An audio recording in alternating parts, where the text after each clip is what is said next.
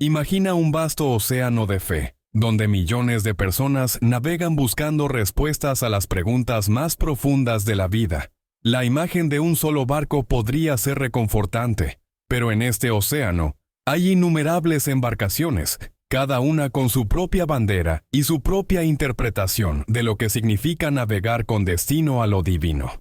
Así es el mundo del cristianismo moderno, un universo de creencias, prácticas y tradiciones que se despliegan ante nosotros con una diversidad tan vasta que podría abrumar a cualquiera que trate de entenderlo. La historia de por qué existen tantas denominaciones cristianas es una travesía fascinante que comienza hace más de 2000 años, con un hombre que cambió el curso de la historia, Jesús de Nazaret. Sus enseñanzas plasmadas en las páginas del Nuevo Testamento son el corazón palpitante de la fe cristiana. Sin embargo, desde los primeros días de la iglesia primitiva, surgieron diferencias en cómo se entendían sus palabras, cómo se practicaban sus enseñanzas y cómo se organizaba la comunidad de creyentes. Algunos dicen que esta diversidad es una bendición, una muestra de la riqueza y profundidad de la fe cristiana. Otros ven en esta fragmentación un desafío, una fuente de divisiones y conflictos que han perdurado durante siglos. A medida que la fe cristiana se extendía por el mundo antiguo, no tardaron en aparecer las primeras diferencias significativas. En la ciudad de Jerusalén, los primeros cristianos, muchos de ellos judíos, debatían acaloradamente sobre si los gentiles que querían seguir a Jesús debían seguir las leyes de Moisés.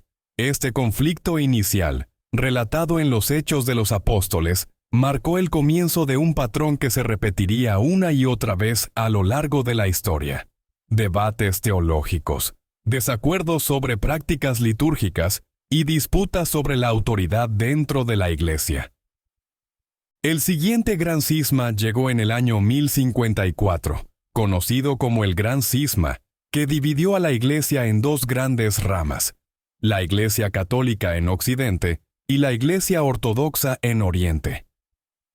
Esta separación no fue simplemente el resultado de diferencias teológicas, sino también de cuestiones políticas, culturales y lingüísticas que habían ido acumulándose durante siglos.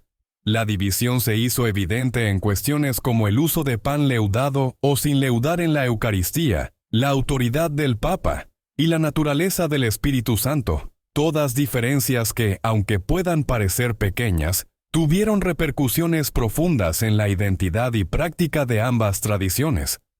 A medida que avanzamos en la línea del tiempo, llegamos a la Reforma Protestante en el siglo XVI, un evento que sacudió los cimientos del cristianismo occidental.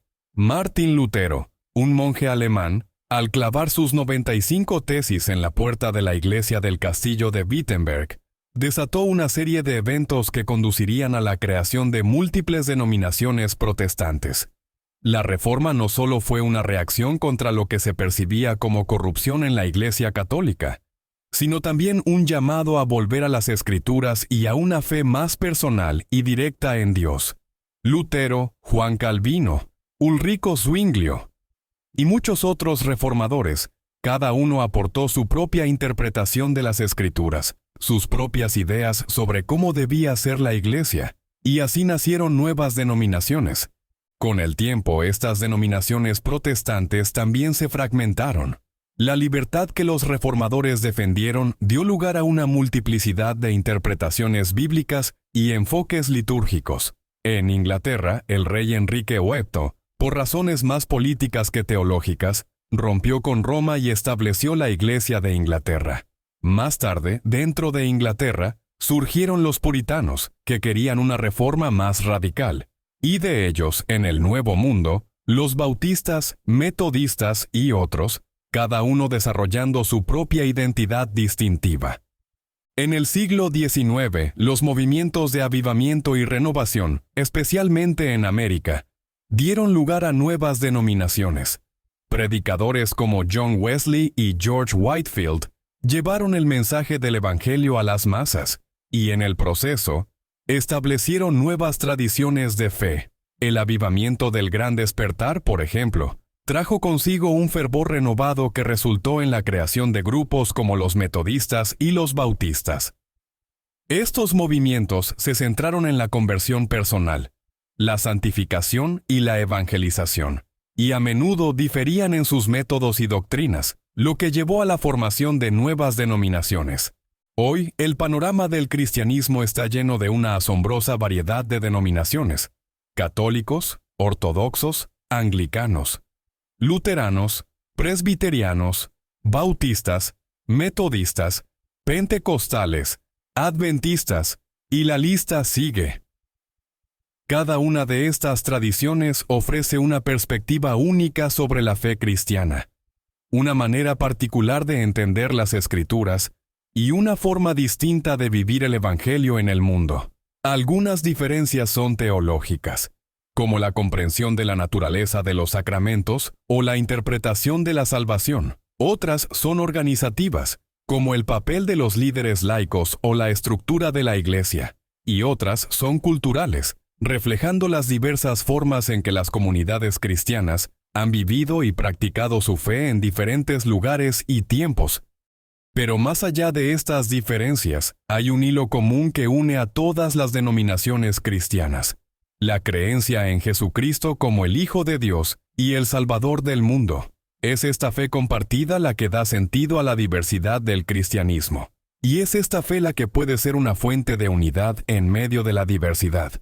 Porque al final del día, todas estas denominaciones, con sus diferencias y peculiaridades, buscan lo mismo: conocer a Dios, seguir a Jesús y vivir según su enseñanza.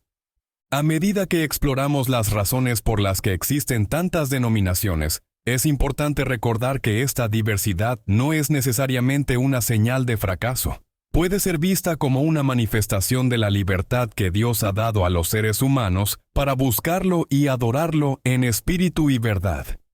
Cada denominación, con sus luces y sombras, es una expresión del deseo humano de conocer a Dios y de hacer su voluntad.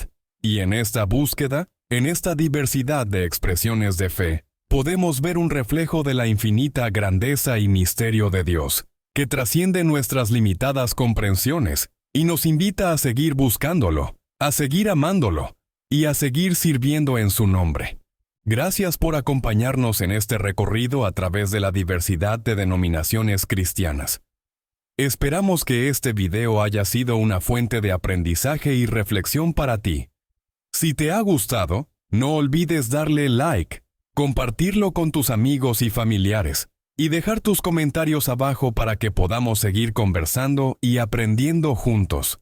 Nos vemos en el próximo video.